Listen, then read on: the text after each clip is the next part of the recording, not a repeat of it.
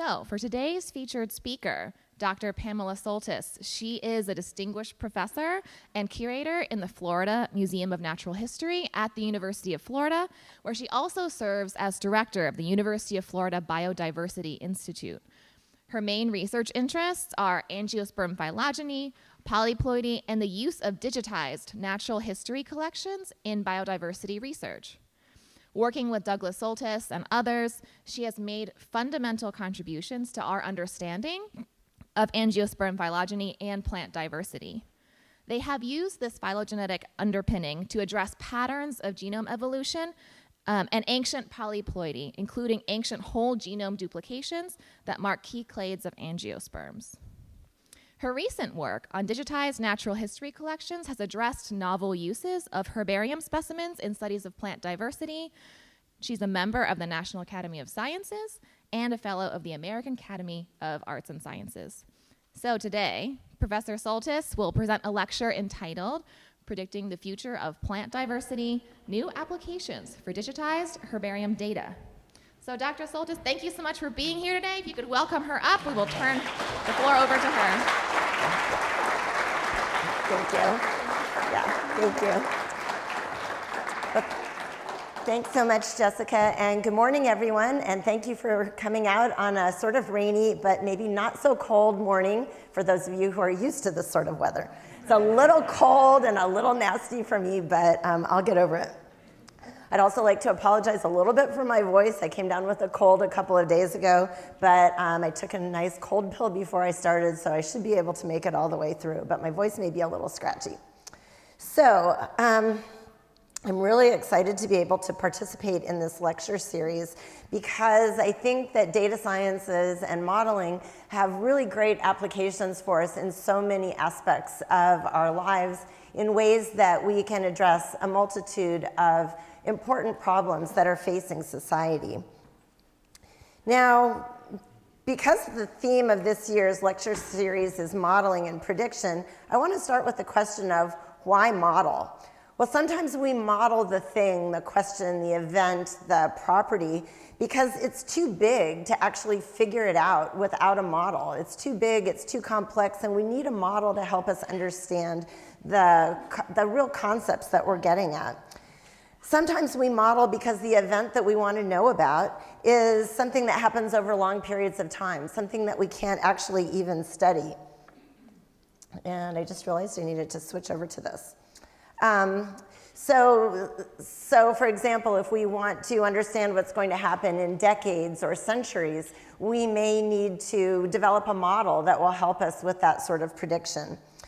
And finally, we may model because we want to be able to forecast or make predictive models about something that's going to happen in the maybe near future and something that we may want to be able to act upon. So of course, we look at our weather forecasts all the time. This is predictive modeling. It's taking data, using models, and helping us to forecast what's going to happen over the near term. And then we can take precautions. We can take an umbrella. We can wear a heavy coat. We can decide we're not going out. But all of these things may relate to that fundamental modeling and prediction. Well, in the area of biodiversity science, I think all of these things are important, and all of these come into play as to why we might model.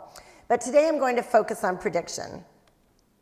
Now, biodiversity, or the totality of life, is immense and complex, and we can't really understand all of biodiversity without doing some modeling to help us focus in on specific aspects. In fact, there are about 2 million or so named species of life on our planet, but we really think this is an underestimate. There may be as many as 10 million, there might be 20 million, there might be 100 million. We really don't even know the extent of life in terms of species numbers on our own planet. Now, when we think about biodiversity in a very broad sense, we can think about the contributions that biodiversity makes to a healthy planet. And these are things we call ecosystem services. These are benefits that a healthy ecosystem can provide to ourselves. And these ecosystem services may include some of the things that are listed here, such as the maintenance of clean water, flood resistance, the pollinators of crops, sources of new foods and medicines, just the beauty that we can extract from nature, and many others.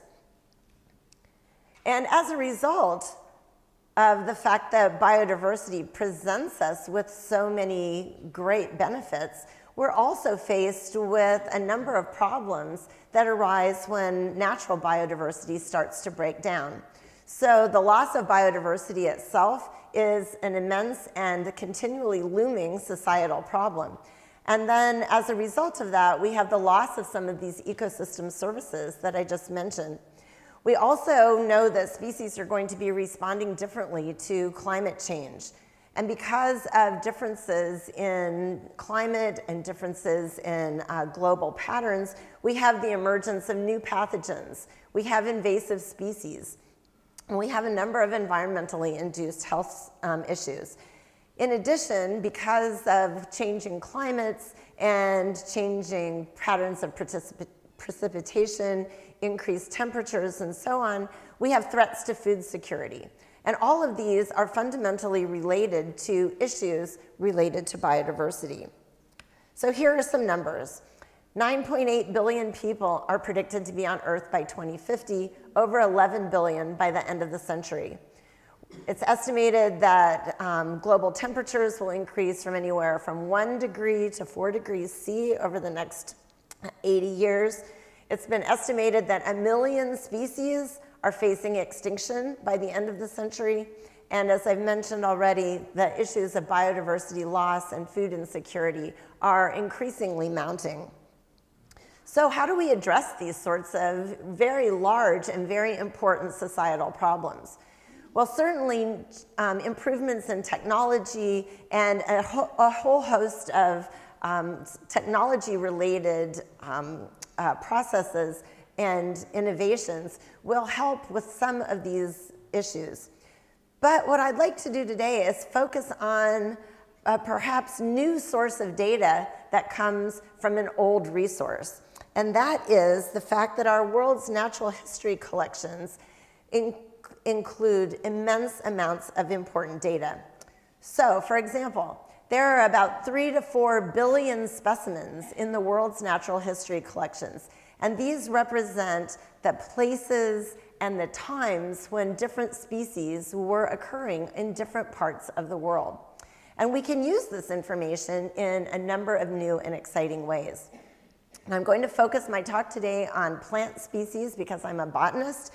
And just from the perspective of the plant natural history collections or herbarium collections, there are approximately 400 million herbarium specimens worldwide.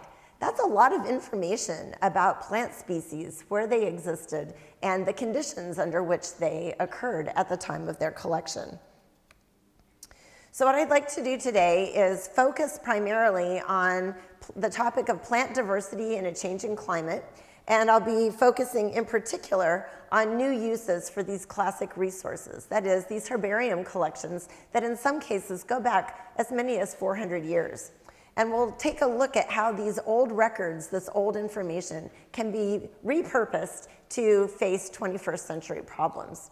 Then I'll spend a few minutes talking about how we can use these same methods to predict patterns of invasive species, and then a few minutes as well on how we might use the tree of life, that is the history of all of life's organisms, in conservation.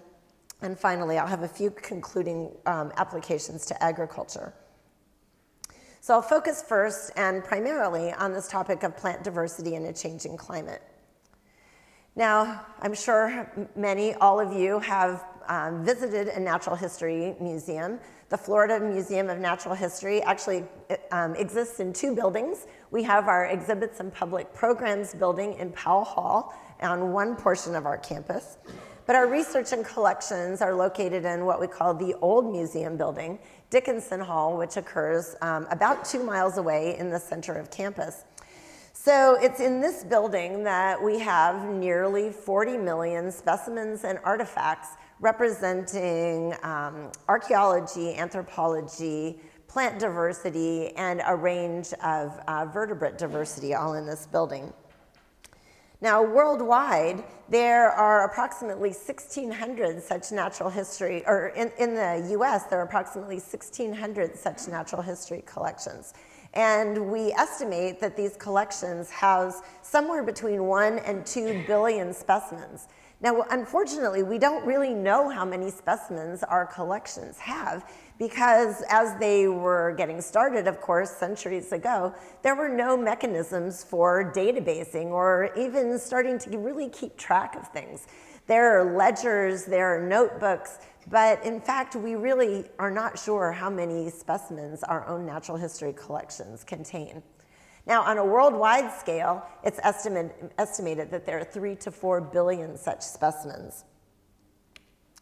Now, as I mentioned before with regard to herbaria, there are about 3,400 herbaria worldwide with about 400 million specimens. And this means there's tremendous information about the history of plant diversity over the last few centuries. Now, we tend to think of these museum collections, from vertebrates to butterflies to plants, as being in the realm of what we would call systematics and taxonomy, the sorts of work that maybe Linnaeus would have done, where people are trying to identify new species, name new species, and so on. And certainly these collections remain fundamentally important in these areas. But what I'll argue today is that these museum collections provide us with information and resources for addressing a whole host of other sorts of applications. So for example, we can now use museum specimens, herbarium specimens in particular, to study genetics. We can get whole genome sequences out of some herbarium specimens. We can also study the chemistry that's in a specimen. And we can learn about species interactions. We can learn about the timing of different sorts of activities in the life cycle of a plant. We can learn, or other organism. We can learn about biogeography and many, many other applications, all from this natural history information. Now, the problem has been that for most of the history of natural history collections, these specimens have been locked away in cabinets that are unavailable for general use. They have been under careful guard, careful curation by the scientists who are responsible for them. And of course, this is important. But what this means is that if one wanted to study the plants of a particular area, and again, I'll stick with the plant examples, one had to visit a particular herbarium. So that might mean that you needed to go to the Royal Botanic Gardens at Kew in London, or you needed to go to the Paris Herbarium, or you needed to go to New York or St. Louis, or some of the other fundamental collections that we have in the world for the world's herbaria. And this, of course, meant that the use of these specimens was restricted to a very small number of scientists who could actually have the resources and the permissions to travel from place to place. Now, luckily, digitization is reaching the natural history community. And digitization is essentially unlocking all of these resources for much broader use. Now, through digitization, it's possible for any scientist anywhere to look up the specimen records for the collections that are available in a particular resource. And so ecologists, people who would have never gone to a herbarium in the past, are able to use the data in new and exciting ways. So what do I mean by digitization?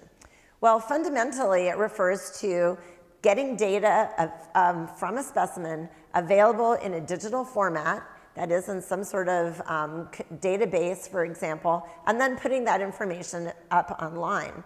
So from the perspective of herbarium records, we can see here on the right a pitcher plant from the southeastern United States.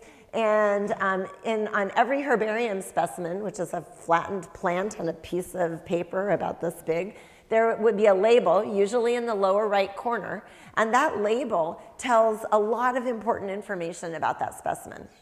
So it gives the scientific name for the specimen, including the person who named and described the species.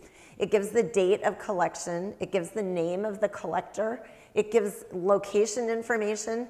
In terms of old collections, this might include just things like the country, the state, the county, and maybe a description like along Route 92, so far from a particular intersection. More recently, these locations are given with GPS coordinates.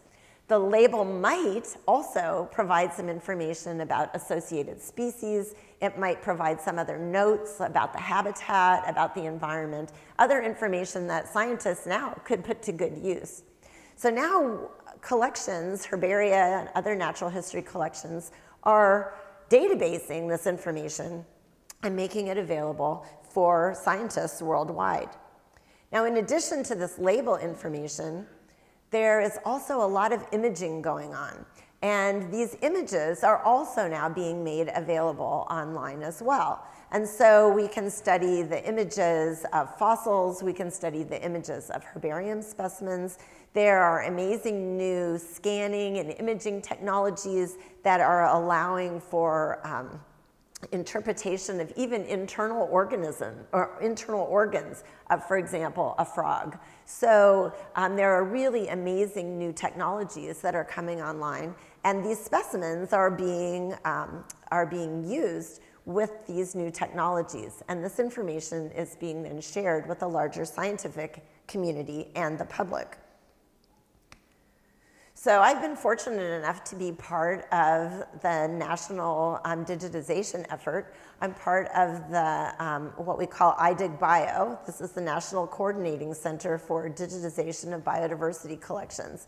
And this is part of a 10-year program funded by the National Science Foundation to digitize as many collections as possible and make them available online. So for example, the herbarium here at Penn State is in the process of digitization, and approximately half of the collection now has been imaged and databased and is available online through iDigBio. So iDigBio is a collaboration between scientists at the University of Florida and Florida State University.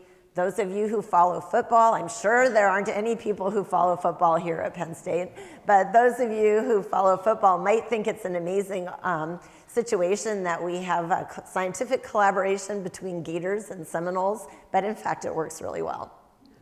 So iDigBio ingests data from our collections nationwide, even worldwide, and we put the data into a consistent format. We then serve the data back to the public. And so currently we have over 120 million specimen records in iDigBio that have come in from the community, and almost 32 million media records. Now, of this information, approximately half of all of those specimen records are for plants. So we have a huge number of plant specimen records, and almost all of those media records are images of herbarium specimens. So we have a huge resource for studying plant diversity and providing us with new opportunities for addressing some of those problems that I mentioned earlier. So we can look at the geographic distribution of our specimen records. This is a heat map that shows that distribution, and you can see most of our collections are in the Americas, but there is nearly global coverage coming in from all of these specimen records that have been contributed. Now, it's possible to go into iDigBio and search for a particular species. So let's say we wanted to search to see how many specimen records might be available for, let's say, the red maple. So we can do a search for red maple, and we would be returned a map that shows locations for where all of those specimens occur. We can hone in on a particular specimen, one of these dots, and get a larger specimen record that tells us a little bit more about that, and then we can view that particular record and get further information that might tell us whether or not there's an image also available. And then we can look at that image in greater detail, higher resolution if we're interested. Now, I've given you all of this background about iDigBio and this digitization because this provides us with these resources that we can use to start predicting or forecasting the future of plant diversity. And I'll also note that iDigBio is not the only such data aggregator. There are other data aggregators that have been started in other countries. Some are regional, some are organismal. And overall, they all contribute to this one in green, the Global Biodiversity Information Facility, which is a global repository for information about biodiversity. Now, all of this information by itself is extremely useful. But when we start combining the information in these natural history records with information from the environment or from evolutionary history or from other aspects of science, we can start to address these questions that are important scientifically and also important societally. So for my main example here, I'd like to talk about some of the work that we've been doing on Florida plant diversity under models of climate change. And this is an example of how we have been using data sciences, plant resources in the form of digitized herbarium specimen records and modeling to help us predict the future patterns of plant diversity, which we then hope we can harness to establish more informed conservation policies. So this is work that was led by two former postdocs, Julie Allen and Charlotte Germain Aubry, and this work was conducted in collaboration with all the folks listed there, but in particular our colleague Rob Gralnick from the Florida Museum. Now, why study Florida plants? Well, one reason, of course, is that that's where we live, but there are more fundamental reasons for investigating this. So Florida is actually part of a biodiversity hotspot that occurs in North America. The entire southeastern coastal plain is part of an area that has very high species diversity. In Florida, the species diversity is categorized in 3 geographic regions, and it's recognized as 3 ecoregions by the EPA. So in the north, we have the southeastern plain. This is a largely forested area. And then in green is the southern coastal plain, which is a combination of forests and prairies. And then in the south, the southern Florida coastal plain, which includes the Everglades and neighboring areas. And in all, there are over 4,000 species of plants that occur in Florida. So in order to model the distributions of these species, we need a lot of information. First of all, we need location information, and we get that from those herbarium labels that I described before. We also need to get environmental data. And fortunately, there are publicly available databases that provide us with information on temperature, precipitation, even patterns of soil diversity, and so on. Then, of course, we need some software to help us do the modeling. And for Florida, so far we've modeled the distributions of about 1,500 species out of the 4,000. We're now in the process of redoing all of this as new data have become available, and very soon we will have models for essentially all of the species that occur in Florida. And this modeling work was really the work that Charlotte initiated. So, how do we actually do this? Well, we take the locality information that's present on that label, and we go, and that allows us to pinpoint a particular location in space. So let's say that that collection came from that point up there in the Panhandle. We can then use that geographic point to query databases that will give us information about climate. So for example, we can go to the WorldClim, Global Climate Data database, and find out what the climate is over the past and into the future for that particular locality. We can also take information from databases that have been produced on soils. We can get information on altitude and a number of other factors that might help us make an accurate model of where that species occurs. We then use software, some programming tools, to allow us to model the distributions of species. And so for this one species here, for example, that pitcher plant, we would use information from that one geographic point and the software to help us characterize what the properties are of the habitat that that particular species would occur in. And we can do that for present day climate conditions. We can also do this for the future because, of course, there are future climate scenarios that provide us with estimates of what temperature and precipitation will be like at global locations as well.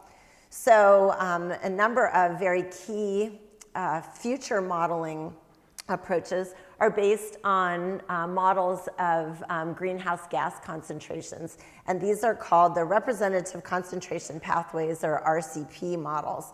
And these models tell us that if we go with the lower one here on the bottom in green, that there would be a peak in greenhouse gas emissions this year, and after that there will be a decline. Probably not a very reasonable model.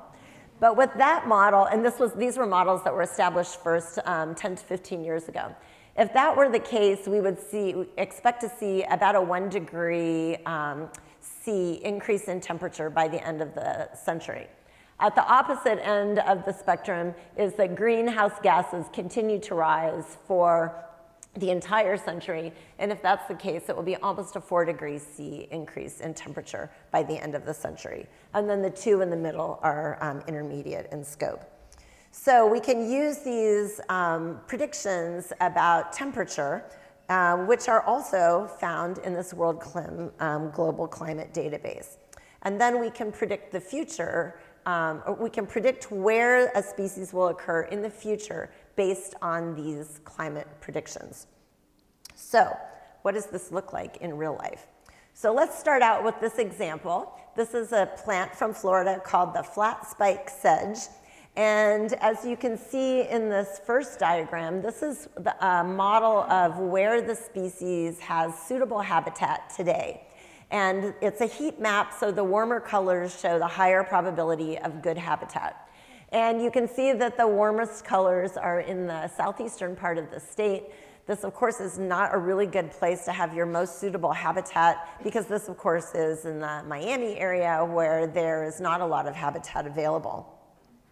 We can then say, okay, given those climate characteristics as the most suitable habitat, where will those habitats occur in the future under the projected climate change that these RCP models would predict?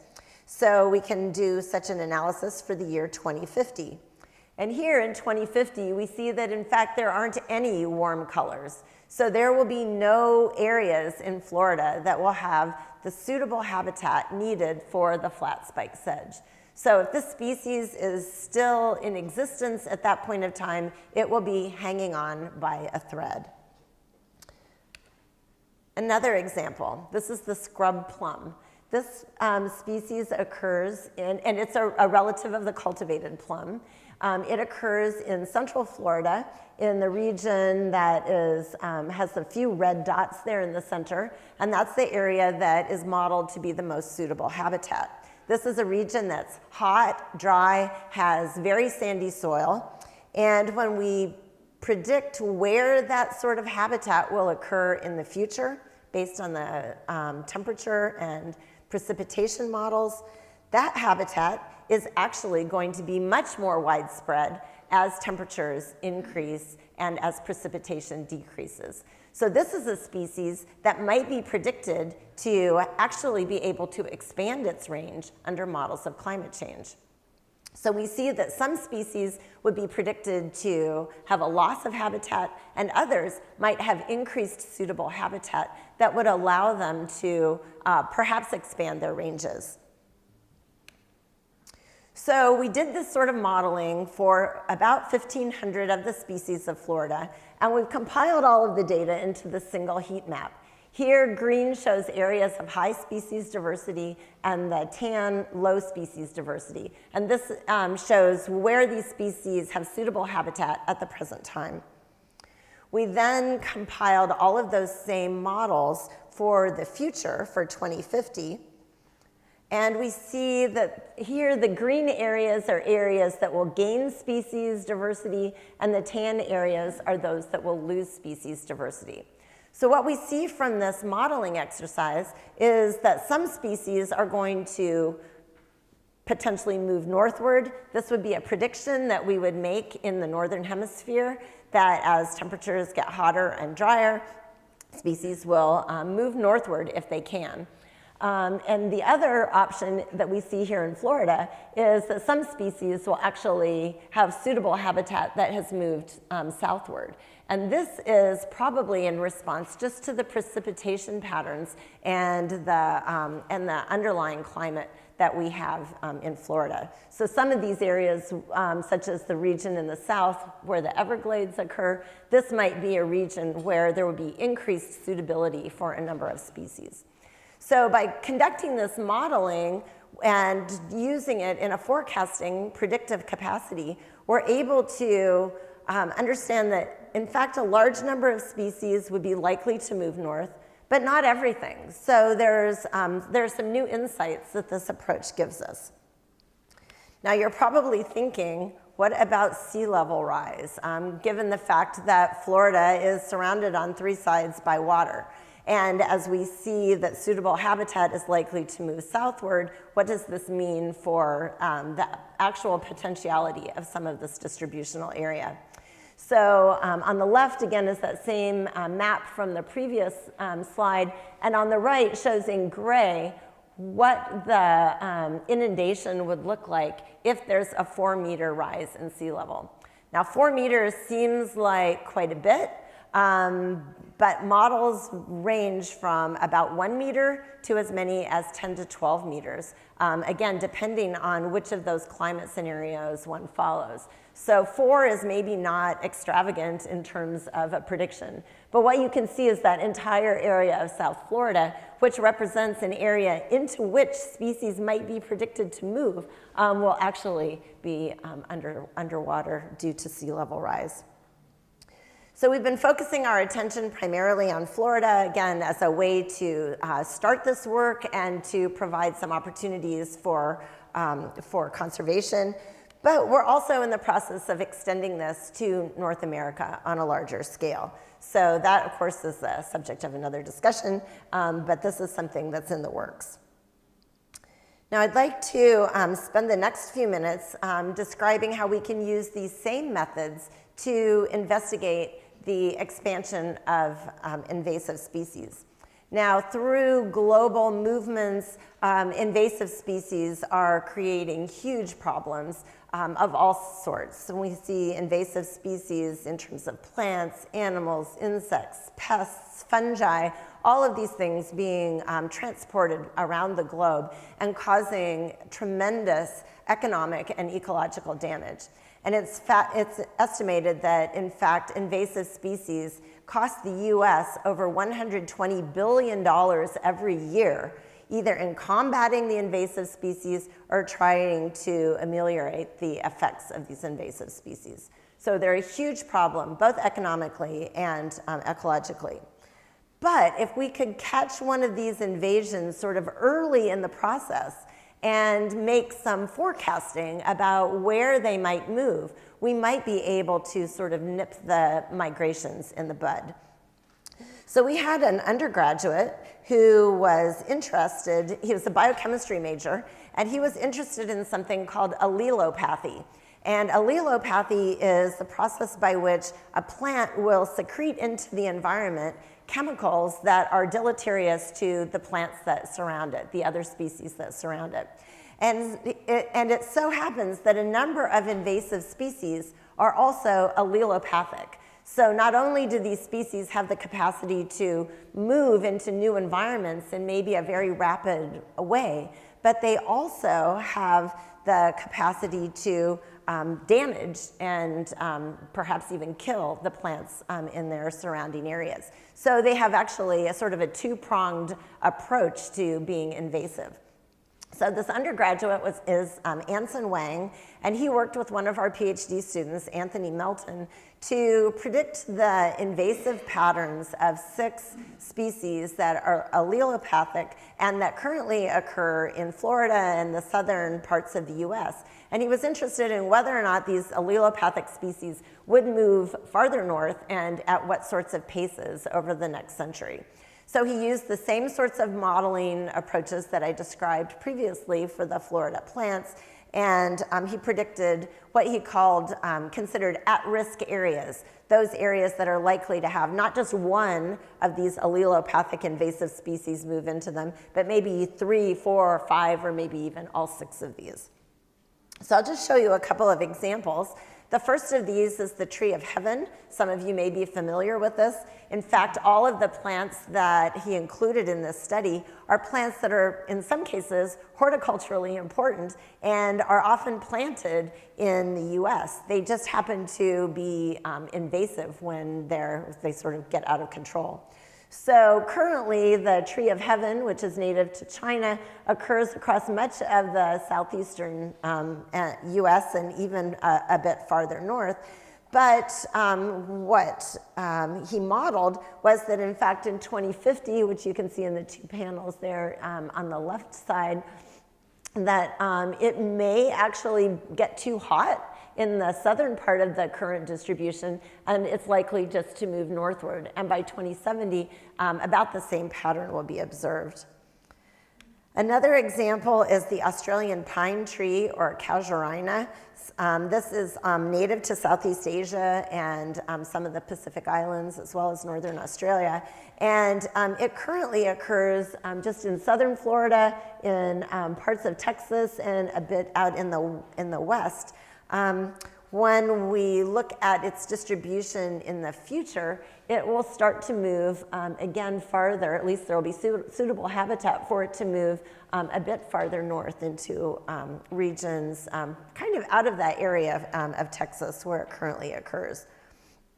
So he did this again for all 6 of these species. I won't show you all of the examples, but he then compiled the information so to see if there would be particularly threatened areas that might have this range of a number of these species.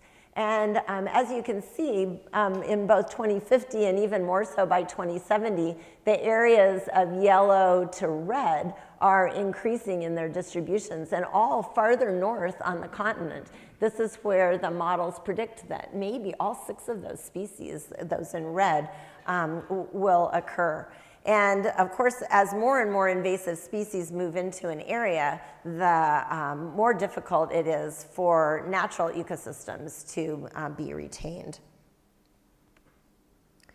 Now, the next example that I'd also like to address briefly has to do with using what we call the tree of life in conservation. So there are a number of biodiversity hotspots. In North America, there are hotspots in California, in the Appalachians, and in Florida. And we're wondering, what areas do we protect?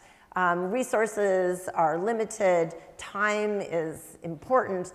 Where should we be putting our efforts? So when we examine biodiversity hotspots, we could think about how we might be able to use the power of the tree of life to help us understand and use the information that we have to best set aside conservation areas. So when we talk about the tree of life, we mean the evolutionary connections of all species on our planet. And then we can think of it in the way that Darwin first portrayed it. This is the only figure in the origin of species, his idea of connectivity of species back to a common ancestor. Or we can think about it in the terms of Ernst Haeckel, which his illustration came along not even 10 years after Darwin's publication.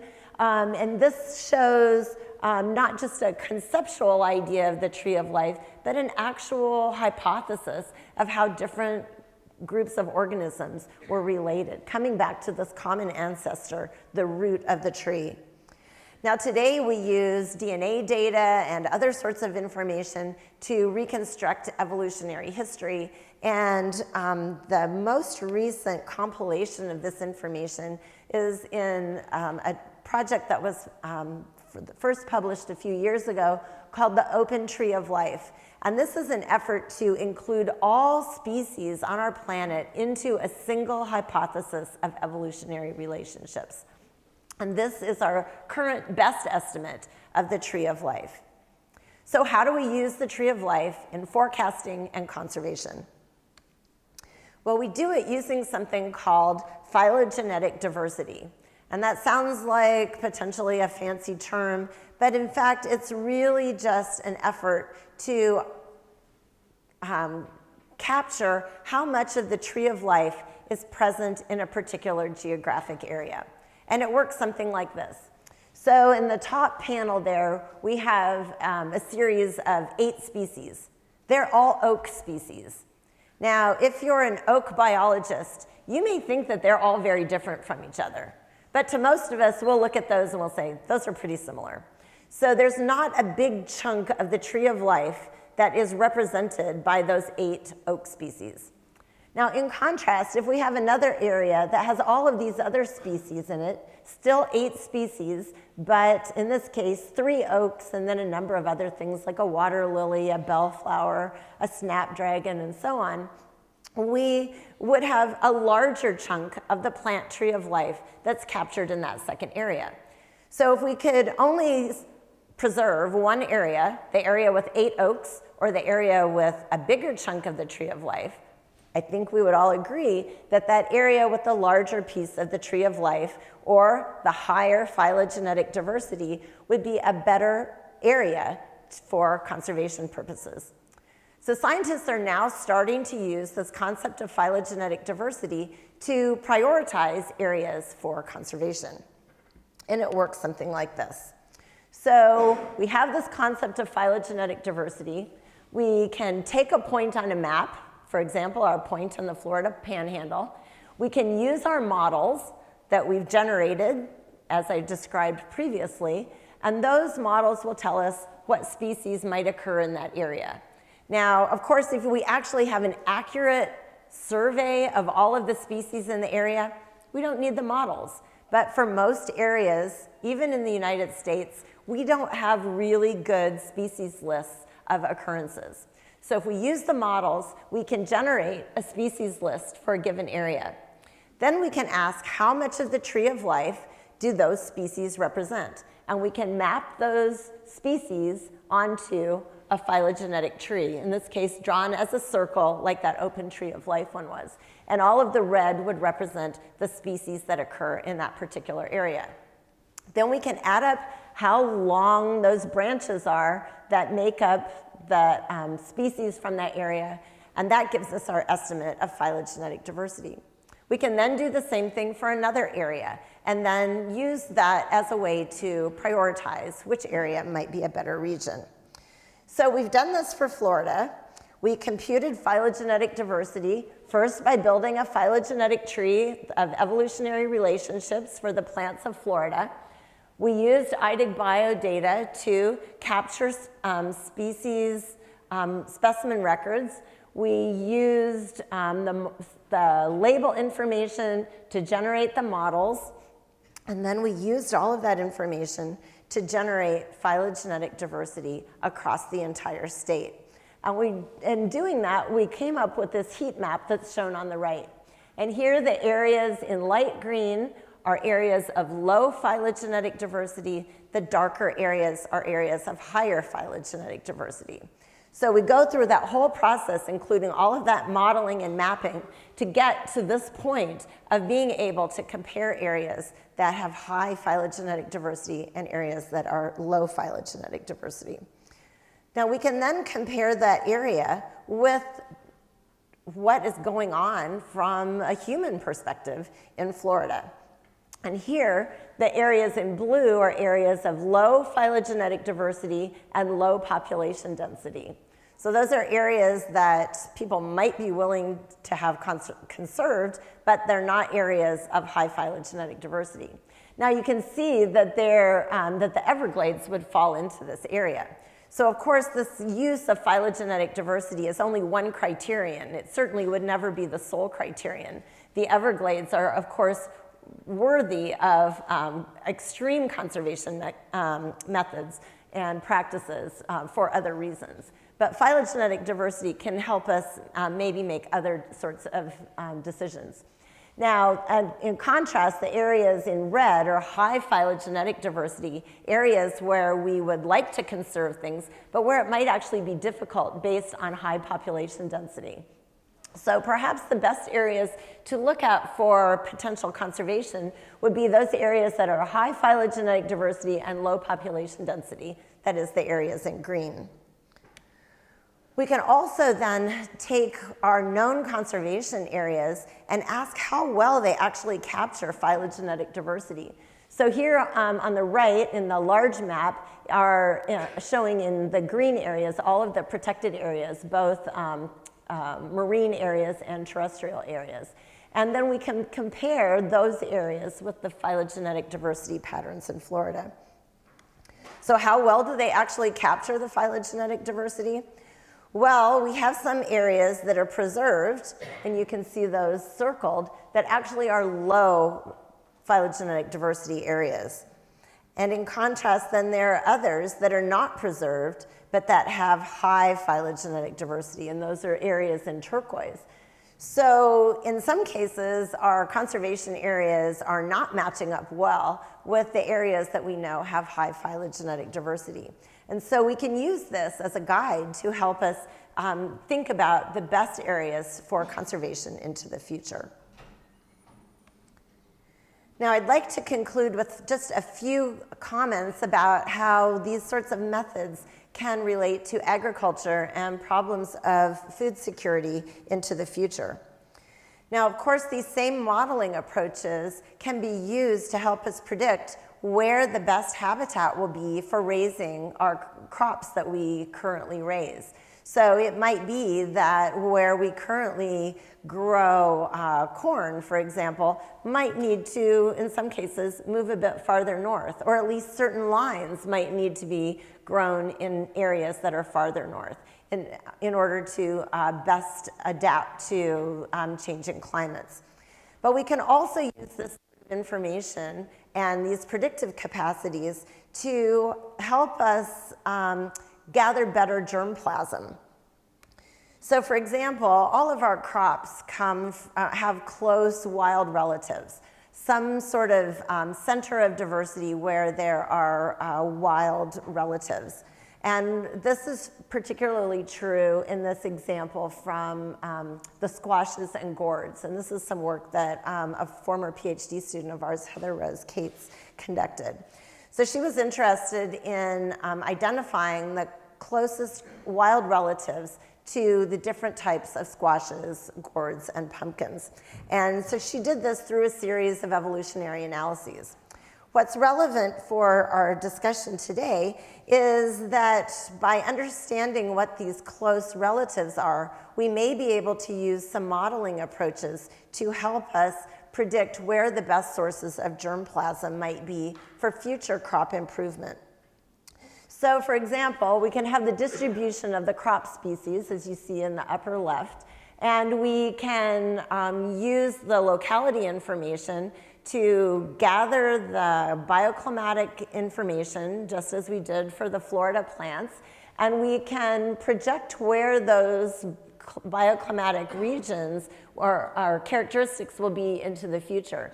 And this will allow us to project the species distributions for those crop wild relatives as we move into the future. And this might tell us where we should actually go to get the germplasm that will best be able to help us improve crops to allow for the changing climates in the areas in which we're growing them. So we think that there are a lot of really exciting applications for agriculture that also come from these modeling approaches and our basic understanding of natural history collections and evolutionary relationships. So as I started out, I noted that there are a lot of societally relevant problems that are related to the topic of biodiversity. And in fact, it's really difficult to get support for some of these changes that we think need to be made, all relative to this important feature of our planet. So one of the things that we've been doing over the past several years that we think is really important is we've been working on new ways to share information about biodiversity with the public. And certainly scientifically oriented lectures like this can help with that. But you all are all scientifically oriented and scientifically literate, or you wouldn't be coming to this series on science. So how do we actually reach the general public who maybe has never thought about biodiversity and has never thought about the concepts of using data in other sorts of applications? And the way that we have thought about going about this is to combine art and science. So whereas science touches our minds, art touches our hearts. And we hope that by implementing this sort of union of science and art, we can reach members of the public who might otherwise not even think about issues related to biodiversity. So the first of the projects that we developed is called One Tree, One Planet. And this is an artistic projection that was developed in collaboration with artist Nazia Mastawi, who's a Paris-based artist, architect, and environmentalist. And she is actually responsible for having developed projections that were put onto the iconic buildings in Paris, such as the Eiffel Tower, the Arc de Triomphe, during the 2015 climate conference that was held in Paris. So we began working with Nazia to develop an artistic projection that would display elements of the Tree of Life. And in the upper right, you can see this outdoor projection on a 3-story high building. This is the backside of the Harn Museum of Art at the University of Florida. We've also developed a cell phone app, so I'll invite you to check this out maybe after the lecture. It's also called One Tree, One Planet. It contains a synopsis of all 2.3 million named species of life on the planet. And it repeats some of the elements that I'll be showing you in just a minute. In addition, it gives you challenges to things that you can do in your daily lives that might make a little difference if only one person does them, but when millions of people do them, could have a huge impact. So this work is actually a series of 15 vignettes about biodiversity, each one on a different species and all set to music based on DNA sequences. And the goal of One Tree, One Planet is really to illustrate the connectivity of all of life, including ourselves, and to develop connections among people around the globe. And so I'd like to share one of these segments with you. Now, the beauty of this installation is that it's actually interactive. And so it brings people not from an audience where you're sitting and viewing, but you're actually participating.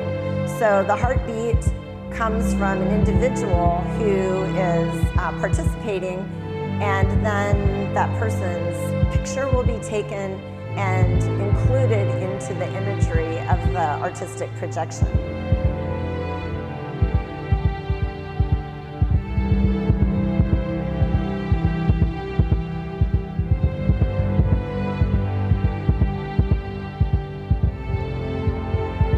So that would be the individual's picture, and it would be the representative of Homo sapiens in the Tree of Life. And then the system traverses through the tree to another species, in this case, a whale, and the music changes depending on the species that is represented. And sometimes that change reflects a difference in sort of underlying metabolism, or maybe the size of the organism. So here we have a slowdown in the pace of the music. In other cases, for example, with a hummingbird, we see an increase in the cadence of the music. And then it returns back to the original, and then another person would come and participate. That person's heartbeat would be taken, there would be a photograph, and it would travel to another of these 15 species. And all of this is available on the app as well, and we hope that through the app we'll be able to develop connectivity among people who are interested in these same topics. The second example is a 15-minute animated movie that we developed. And don't worry, I'm not showing the movie, but I do have a trailer. And this was developed in collaboration with the Digital Worlds Institute, a group of fantastic graphic artists, illustrators, and musicians at the University of Florida. And we've now translated it into several languages where the other languages appear as subtitles. I'm just going to show you the trailer for this movie. It's actually a story about a young woman who is having her first day on the job as a new curator or tree tender for the Tree of Life.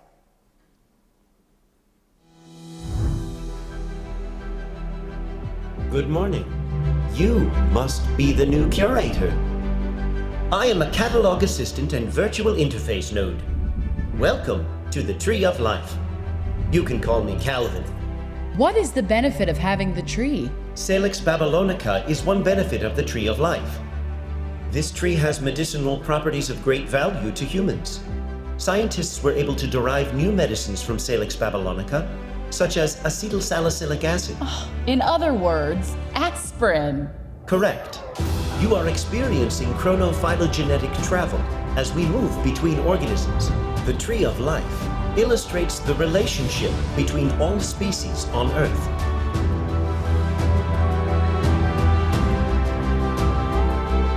You're saying this tree shows every single thing in existence? Correct. So that movie actually helps us convey the concept of the Tree of Life and its many benefits in terms of agriculture, medicine, and ecosystem services to a general public, all in the context of a sort of fun story with a really cute little robot. So I hope today I've been able to share with you and convince you of some of the value of data science when put together with classic resources such as herbarium specimens, and how we can use this information to help address some of the really pressing biodiversity-related societal problems. Now, of course, everything I've talked about today was done in collaboration with a whole bunch of people. The IDIG Bio team is an amazing group of biologists and computer scientists. The same goes for the climate change and phylogenetic diversity work. A lot of great botanists and also data scientists were involved in that. And with that, for the applications to agriculture, former student Heather Rose Cates, whom I mentioned, and an incoming postdoc, Mackenzie Mabry. And here are all of the folks who contributed to those outreach events that I just mentioned. And with that, I'd like to thank you very much for your attention, and I'll be happy to take some questions.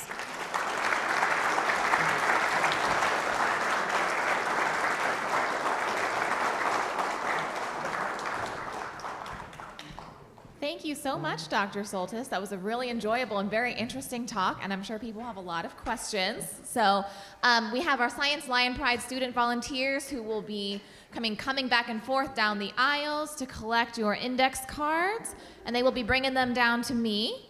And also feel free also during the Q&A, if you think of another one, you're always welcome to raise them then too. This is not the end of, this is not your only opportunity to get the questions up here. So while I sort through these questions, I'd like to pose an initial question. You mentioned how the suitable habitats, so some of the plants might be moving further north, somewhere else. How will the plants actually, if possible, be able to actually move to these new habitats? If you could talk a little bit about that. Yeah, sure. So I did present this in the context of where the suitable habitat would be in the future. Now, if plants were incredibly mobile, they would be able to get up and move themselves to wherever those new localities might be. And in some cases, that might actually happen. Some plant species have the ability to shed and distribute their seeds over very large areas. And if the suitable habitat is not too far away and the time frame is long enough, it might be possible that those species could actually get to those locations. Now, in reality, a lot of species don't have good dispersal abilities. Their seeds are large. They fall basically underneath them. Think about an oak, for example. Most of those acorns are underneath the parent tree. If an oak species had suitable habitat that was eventually going to be quite distant from where it currently exists, it would be very difficult for those seeds to make it into a new location, unless there's an animal disperser that might also be moving to that particular area. So when we think about modeling potential future habitats, that's as far as we can take it right now. What we would like to be able to do is add in information about dispersal ability to see how well the species could actually make it to where those suitable habitats are. But amazingly, most of this information is not really available in large-scale databases or even in descriptions of the species. So sometimes you might be able to infer from a description of the species, it might say how big the fruit or the seed is, and you could then infer maybe something about dispersal distance. But in fact, that sort of information for the Florida plants is really only available for about 200 and some species. So another way that these herbarium records are potentially really valuable is that we're starting to be able, as a large community, to develop mechanisms of using those images of the specimens with artificial intelligence or machine learning to capture information about different aspects of the plant that can then be used for other sorts of studies. So for example, if we could develop an algorithm that would focus in on the plant species or on the plant seeds or fruits, we could capture information about the potential dispersibility from those images. So this is another potential use of these herbarium records in combination with data sciences, in particular machine learning approaches. And then we might be able to have the information that would help us determine whether a species could actually move. So now what we can do is predict where the suitable habitat is, and we can make some hypotheses about whether or not the species could actually get there.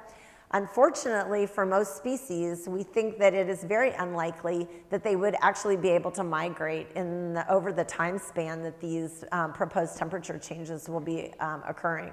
So we anticipate there being very large changes to the geographic distribution of many of our species. And this isn't true just for Florida, it's really true for everywhere. So we expect there to be some pretty dramatic changes by the end of the century. All right, thanks so much. And you talked a lot about how data science is being combined with those herbarium records. But we had a question about the herbarium records themselves, about how those plant specimens are preserved. Are they dried? Are there other methods that are maybe more stable, or are able to preserve them for longer? Right, so that's a really good question. So the specimens themselves, I mean, in many respects, they're prepared in the same way today as they were centuries ago. People very early on discovered some of the best mechanisms for drying and preserving these specimens. So for example, if we were out on a collecting trip now, we would collect our sample, we would put it in a plant press, so we would put it in sheets of newspaper with some absorbent sort of cardboard, some other cardboard sheets, and with a wooden press that we would pull and flatten as best we could. And then we would subject that to some drying approaches so that the moisture would be removed to sort of reduce the chance of fungal or bacterial infestation of the specimen. So then we have a dried specimen that's then preserved and saved in cabinets. And the cabinets are under best situations, under climate control, so that it doesn't get too hot, too humid, and the materials are preserved. Now, depending on how that material is actually sampled to begin with, that will determine whether those leaf samples, for example, from the specimens could be used in genetic or genomic work. So prior to my visit here to Penn State, I was actually working at the New York Botanical Garden in their herbarium, which is one of the largest herbaria in the world. It has about 7 million specimens. And we were sampling pieces of leaf tissue for molecular analysis. And there, a lot of the specimens are brown. We sampled things from, well, they didn't want us to sample anything over 100 years old, so we had a lot of old specimens though. But from previous experience, we found that generally those also will yield DNA. So despite the fact that a lot of times these specimens look kind of old, they actually are useful for a lot of different applications. And the label data for these modeling approaches is really what's most important. So as long as there's good label information, that's kind of the most important thing. Okay, thanks so much. And so we have several related questions about the models that you were talking about. A lot of people have questions about different, are you including all these different variables? For example, do you include change in soil and water salinity caused by saltwater encroachment in the case of sea level rise? And there are also other variables such as human land development when they drain certain areas that might have been bogs before, or just population growth. So how can you incorporate? Is it possible to include them all, and how do you pick and choose if you can't? Right, yeah, so those are really great questions. And so as the community sort of develops the modeling capacity, we're starting to be able to make more complex models and therefore more realistic models that will enable us to do a better job of predicting where species might actually occur. So the models that I described primarily include temperature, precipitation, altitude, and a number of soil variables. In some cases, we also use some land use variables as well. But in a lot of cases, particularly if we're trying to do this over a large geographic area, the data are not really available for including many more characteristics than that. So what we found to be useful is to develop the models based on those environmental variables that are available. And then we can impose a mask of sorts on top of that. And so we can predict where a species might have suitable habitat, and then we can say, okay, what of those areas would actually be available based on current land use? Because maybe these areas are based on collections that were largely made 50 years ago, and now those areas are parking lots or Walmarts or whatever. And so we can layer a land use map on top of the suitable habitat, and then we can subtract out the differences.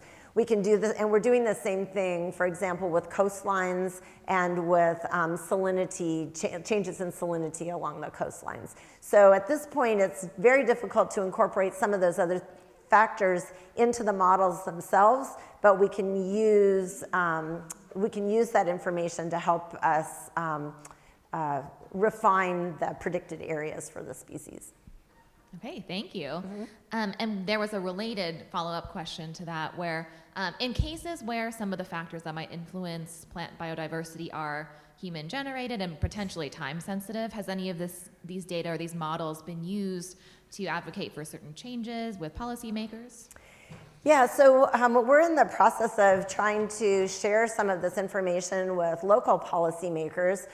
We do know of some instances in California where similar studies on the flora of California have been conducted, and in those cases there are a few instances where the results of especially the phylogenetic diversity analyses have been translated into some policy decisions. Okay, wonderful.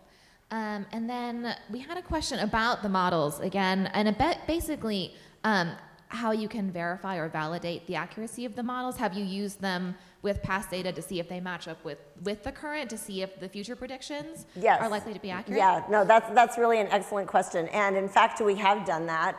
I didn't get into that in my presentation, but we've done a series of time course analyses where we divided the specimens from Florida into 2 time segments, and I don't remember exactly the first date, but it was essentially from 1850 to like early 1900s, and then from the early 1900s to the present. And we asked if we could, using these same models, if we could, and modeling approach, if we could predict where the species actually occurred. And in fact, we saw the same sort of bidirectional movement in species that we predicted from our present into the future when we went from the past to the present. So it looks like the modeling approaches, even as simplistic as they are really capturing some fundamental aspects of the habitat. And that already going from, even from as recently as 1950 to, I think it was 2000, we could see changes relative to the previous century. So, and again, with the species either moving northward or southward relative to where they were before. Okay, very cool. And this person also had a second very interesting question about whether it's possible to make predictions about new species that might appear in the future based off changes that you're observing or modeling. Yeah, oh wow, that's a really great question. You know, there are a lot of things that are very scary about predicting the future, and that one might be even scarier than some of the other ones. But one of the things that is interesting is that we know that a lot of new plant species originate through hybridization, especially when that hybridization is accompanied by genome duplication. And this is the process called polyploidy. And this is one of the other things that our lab studies. And what we can do is actually predict whether related species might come into contact in the future and provide opportunities for hybridization and therefore the generation of new species in that context. We've already seen a number of examples over the last probably century or so where species have come into contact with species they never previously came into contact with before, and there's hybridization, and that hybridization can be detrimental to a local species if it crosses with another widespread species, or we have seen the generation of new species because these two species have hybridized and therefore then made a new species. So if we think about predicting the possibility of new species formation through these models, we could definitely do that in the context of predicting whether or not related species might come into contact that don't currently occur in close proximity. And as an example, one of our former PhD students was studying a group of closely related species that occurred in Florida, and he was particularly interested in whether or not two of these species might ever hybridize. So he used the models that he'd built, and he found an area where he thought they might overlap, and he went to that area and he actually found hybrids at that location. So I think this demonstrates that this method could be useful for those sorts of predictions. And that, again, is something that we could use we might want to prevent hybridization like that because it could be detrimental to the current species, but it might also be a way to sort of generate new species diversity. Hearing about that potential is really interesting. Yeah. We've seen all the awesome phylogenetic diversity mapping and the projects that you're doing in Florida. And one of our audience members is curious if you know of anybody doing that kind of phylogenetic diversity studies mapping in Pennsylvania. I don't know of anything in Pennsylvania per se. Some of our colleagues are working on similar questions in Michigan and in California, and in collaboration with those two groups, we've started a project that is addressing them on a continental scale. So it would be Canada, the US, and most of Mexico, except for the very southern, most tropical region of Mexico.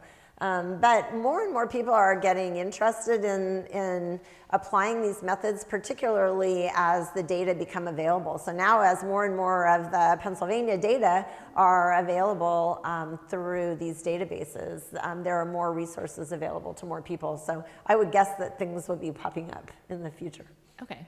And then kind of building off kind of the popularity and the availability of resources to both take advantage of what's out there and also maybe contribute.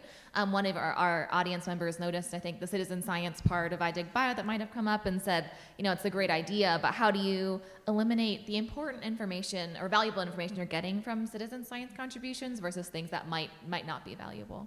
Right, so citizen science is a really, really important aspect of all of the digitization. This is true, you know, in the US, it's true globally.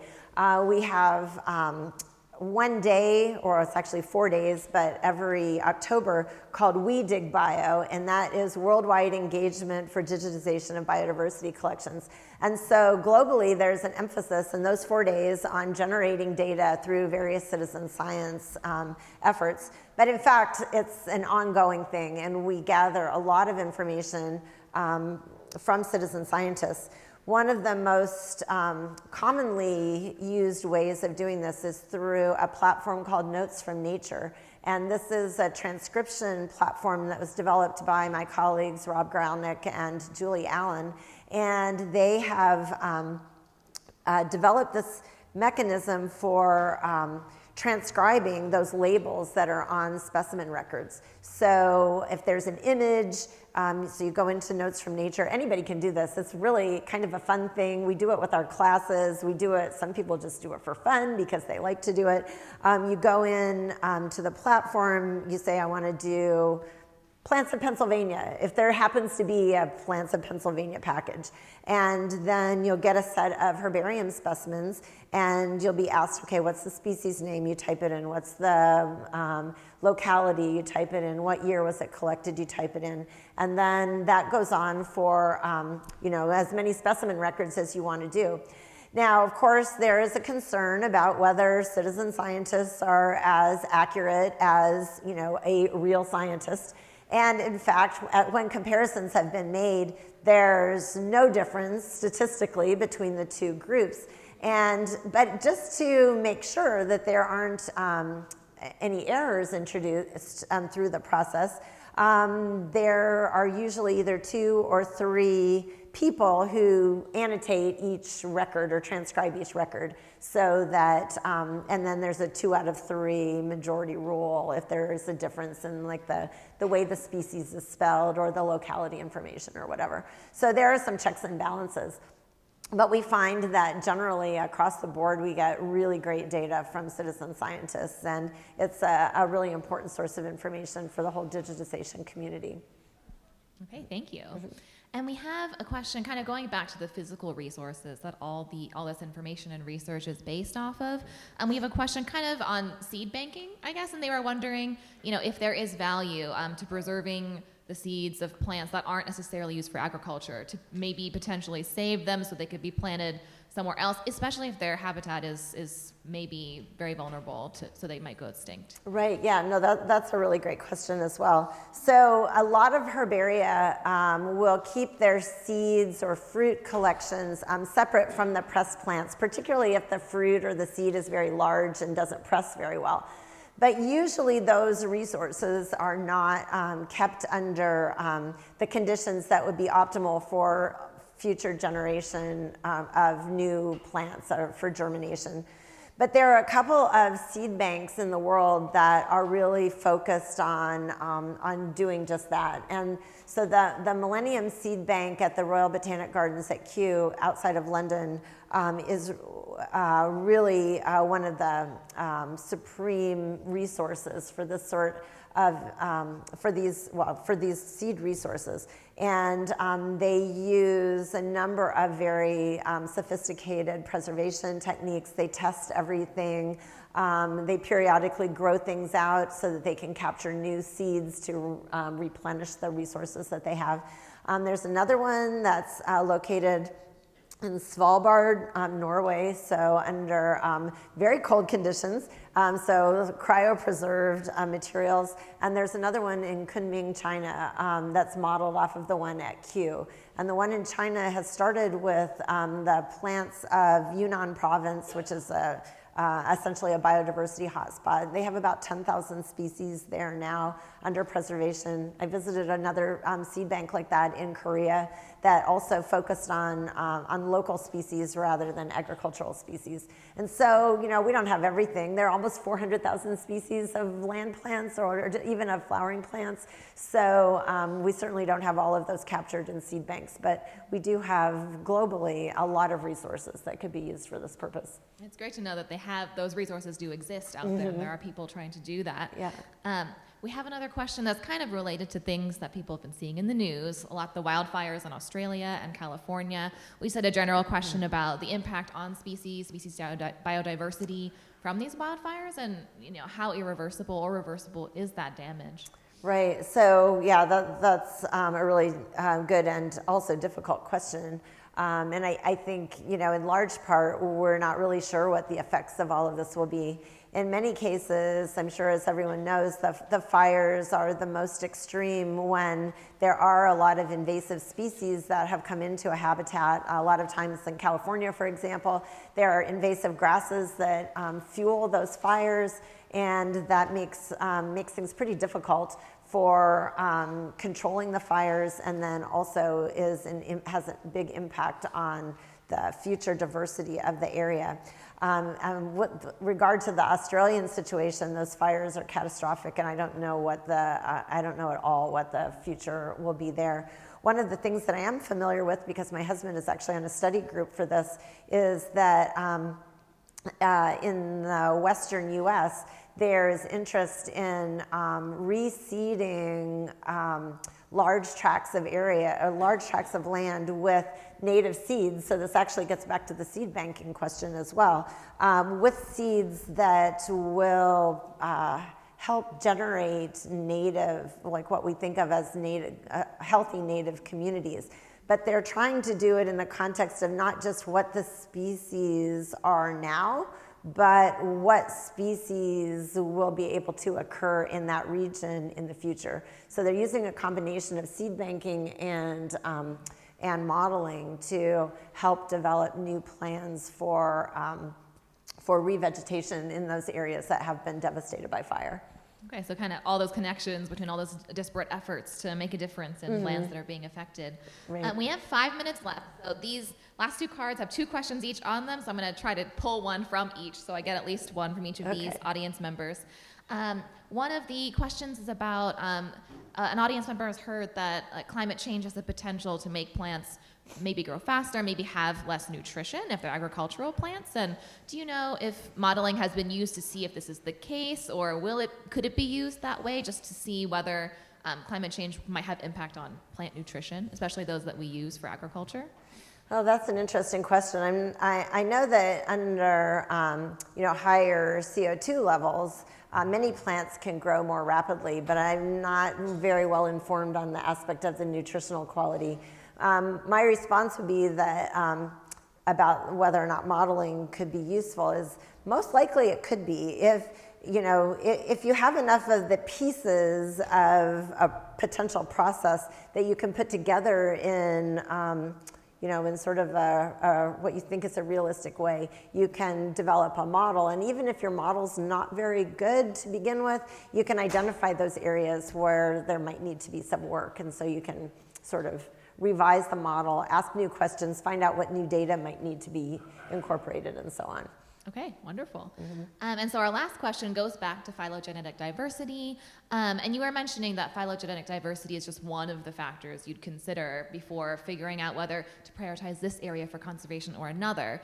And one of our audience members was thinking maybe could it be that areas with low phylogenetic diversity might be harboring a plant species that is important because it can't survive anywhere else, whereas those with high phylogenetic diversity might be, just having a lot of plants that do exist in many other places already.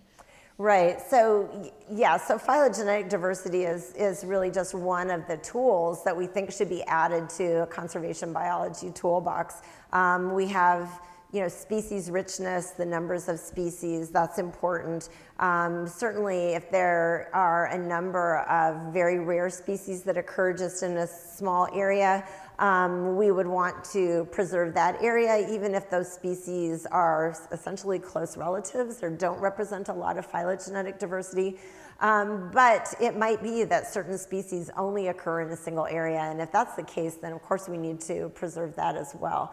And really, probably what is the case is if there's one plant species that only occurs in a particular area, there might be other organisms that also only occur in that area. So there might be fungi or microbes or insects that also only occur in that particular area. So by conserving that one area, you're maybe conserving a much broader set of overall biological diversity than you might realize. So all of those need to be taken into account when we're trying to identify the best areas for conservation. And what we're just trying to do is suggest that let's look at phylogenetic diversity too, because it's another option that might give us some useful information.